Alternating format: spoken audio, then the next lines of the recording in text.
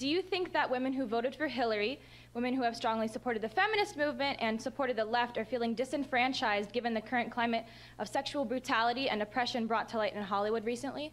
So I think that people have a willingness to blind themselves to facts that they don't want to see. And so what I've seen a lot is people saying, well, the problem of sexual harassment isn't unique to Hollywood and has nothing to do with our culture regarding sex, a leftist culture regarding sex. No, it has to do generally with men, right? It has to do generally with American society. It has to do generally with power relationships. It's funny how everybody is willing to generalize as soon as their ox is gored.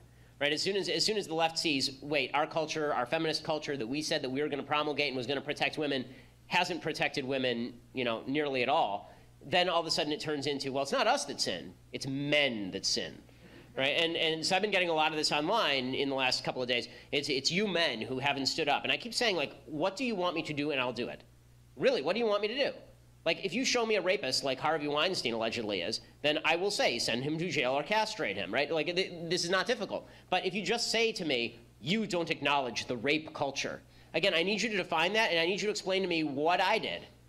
Like, really? I didn't do anything. And I think the vast majority of people in this room didn't do anything. And if they did do something, then maybe people should report it to the police, because that seems to me the best way to root out evil is to actually have law enforcement get involved.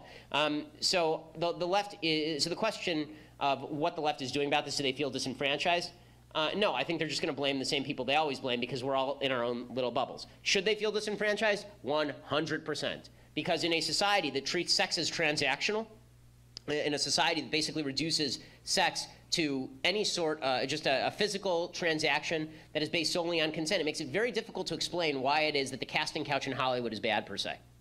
Right? There's actually, like, feminist theory says that it's bad because of power imbalances, but the sort of libertarian culture of the left suggests that power imbalance doesn't have anything to do with it. If I feel like trading my body for a part in a movie, well, that's my business.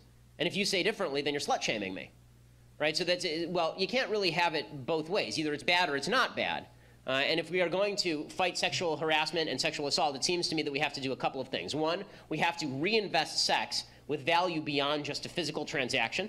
It's not just two people who are getting each other's rocks off. It actually means something beyond that. There's a relationship that's attached to it. And beyond that, I think that we need to re-inculcate in men themselves, not just the teach men not to rape routine. Like, again, it's such a weird concept. Like, when I was 11, my dad didn't sit me down and say, son, don't rape people.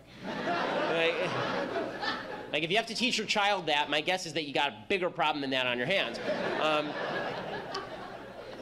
What my dad taught me was to be a gentleman and to treat women with respect. And that has to do with being a gentleman and recognizing differences in sex roles. Because one of the things that's happened is that traditional masculinity, the idea that it is a man's job to protect women, this is one of our jobs as human beings, as men, to protect women, the feminist movement doesn't like that. Well, then you can't blame us for not protecting women if you don't want us to protect women. Like, I want to protect women. I think men should protect women. I think one of the reasons God put man on earth is to protect women. Okay, well, then it is incumbent on me to protect women. But if you're telling me that I can't even open a door for a woman because this is somehow an offense to her honor, and that if I say that it's man's job to protect women, that this is somehow reinforcing gender stereotypes, then don't come whining to me when bad stuff happens. Because the answer to bad behavior is good behavior. The answer to vice is virtue. The answer to vice isn't just yelling and hashtagging crap.